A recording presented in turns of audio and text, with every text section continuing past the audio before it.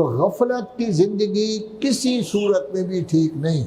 बाज़ औक़ात ऐसा होता है बुढ़ापे में एहसास होता है कि अब मेरी कब्र में जाने का टाइम है। बाज़ औक़ात बच्चों में भी एहसास हो जाता है, जैसे आप देख रहे हैं छोटे छोटे बच्चे हैं, नमाज़ पढ़ रहे हैं, अभी दाढ़ी नहीं है, नमाज़ पढ़ रहे हैं, तो वह बचपने से ये उनकी खुश नसीबी है कि अल्लाह ने बचपने से उनके कान में डाल दिया है कि नमाज़ पढ़ो। लेकिन बाद ऐसे होते हैं कि 70 साल के हो जाते हैं, जब किसी काम के नहीं रहते उस वक़्त नमाज़ पढ़ते हैं। भेड़िया भी जब बूढ़ा हो जाए शिकार छोड़ देता है, तो इसी तरह ये भी शिकार छोड़ दिया है इसने, अब किसी काम का नहीं रहा, तो नमाज जो है वो पढ़ रहा है। ये नमाज ठीक है, नमाज पढ़े, लेकिन उसको कज़ा करनी पड़ेगी, तमाम नमाज़ों की अदायगी हो जाएगी, लेकिन इसका दर्जा वो नहीं होगा जो बचपने से काम कर रहा है। बचपने से नमाज़ें पढ़ना ये है अम्बिया का काम, बुढ़ापे में नमाज़ें पढ़ना ये है भेड़िया का काम, यानी जानवर का काम है। तो 12 लोग अगर पढ़े तो अपनी जगह पर ठीक होता है। तो सबसे पहले जिस चीज़ की ज़रूरत है वो ये है कि अपने आदमी को आप नमाजी बनाएं, ताकि उसे एहसास हो कि मेरा अल्लाह है, दिन में 5 दफ़ा मैंने उसके दरबार में हाज़िरी देनी है। और जब दरबार में हम हाजिर होते हैं उस वक़्त भी गाफिल होते हैं, मस्जिद में आते हैं तो हमें एहसास ही नहीं होता कि अल्लाह का घर है। गप्पे मार रहे हैं, शोर हो रहा है, आवाज़ें निकल रही हैं, 4-5 आदमी बातें कर रहे हैं, एहसास ही नहीं है कि मस्जिद है। अगर कभी गवर्नर के यहाँ आप चले जाएं बिल्कुल खामोश बैठे रहेंगे, वज़ीर आज़म के साथ पास चले जाएं तो बिल्कुल खामोश बैठे रहेंगे, किसी डॉक्टर के पास भी आप जाते हैं तो मोबाइल भी हरकत नहीं देते और बैठे रहते हैं कि डॉक्टर नाराज़ ना हो जाए कि आप क्यों इस तरह काम कर रहे हैं। लेकिन अल्लाह की कोई परवाह नहीं, शोर शराबा गप शप ये सारा सब कुछ जो है वो चलता रहता है। गोया मस्जिद में आने के बाद सबसे पहली चीज़ ये है कि जब मस्जिद में कदम रख रहा है उसको एहसास हो कि अल्लाह के पाक घर में मैं कदम रख रहा हूँ।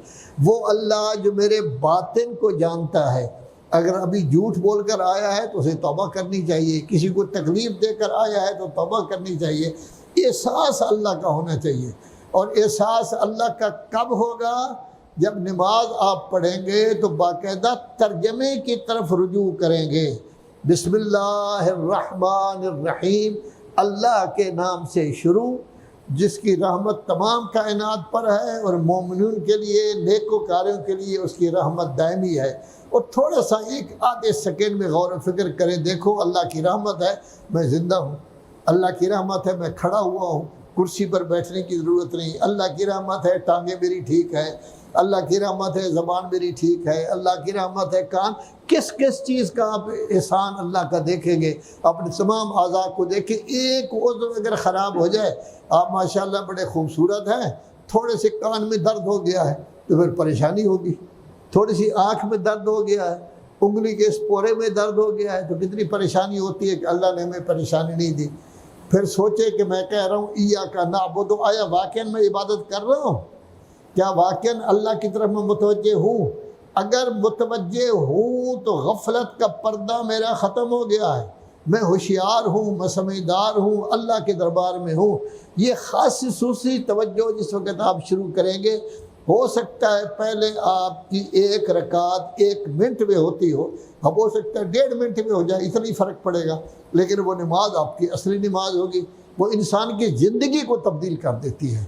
फिर इंसान कभी कहेगा मैं क्या हूँ, कभी अल्लाह हुक्म देता है खड़ा हो जाता हूँ, कभी अल्लाह हुक्म देता है तो झुक जाता हूँ, कभी अल्लाह हुक्म देता है तो ज़मीन पर लेट जाता हूँ। अपनी परेशानी सबसे बड़ी चीज़ इंसान की परेशानी है, लेकिन एहसास होना चाहिए।